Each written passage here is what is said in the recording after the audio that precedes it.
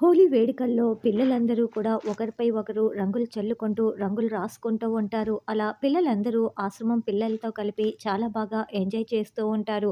అయితే అమర్‌కి ఒక్కరు కూడా రంగులు పూయకపోయడంతో అప్పుడే బాగి వెంటనే రంగులు తీసుకొని అమర్ దగ్గరికి వచ్చి అమర్‌కి ఒంటి నిండా కూడా చెంపలకి మొత్తం రంగులు రాసేస్తూ ఉంటుంది. "నాకే రంగులు రాస్తావా?" అంటూ అమర్ కూడా రంగులు తీసుకొని బాగీకి రాయటం కోసం పరుగులు పెడుతూ, వెంట పడుతూ రాస్తూ ఉంటాడు. అలా అమర్, బాగి కూడా ఒకరికి ఒకరు చాలా సంతోషంగా రంగులు రాసుకుంటూ ఉంటారు. ఇదే అవకాశంగా తీసుకున్న రణవీర్ కాస్త డ్రమ్ములు కొట్టేవాడిలాగా డ్రమ్ములు కొడుతూ లోపలికి వస్తాడు. వెంటనే ముఖానికి రంగులు రాసుకొని తనని ఎవరు కూడా గుర్తుపట్టకుండా అవకాశం కోసం ఎదురు చూస్తూ ఉంటారు. అప్పుడే అంజు వాటర్ తాగటం కోసం లోపలికి వెళ్తుంది.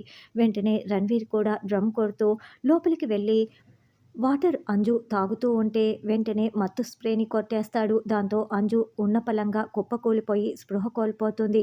వెంటనే రణవీర్ అంజు పాపని ఎత్తుకొని వెళ్తూ ఉంటాడు.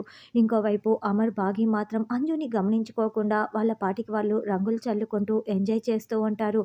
రణవీర్ అంజుని తీసుకువెళ్తూ ఉంటే మనోహరి చూస్తూ ఉంటుంది. అంజు రణవీర్‌ని గుర్తుపట్టకుండా రణవీర్ ముఖానికి కర్చీఫ్ కట్టుకొని మరీ అంజుని తీసుకువెళ్తూ ఉంటాడు.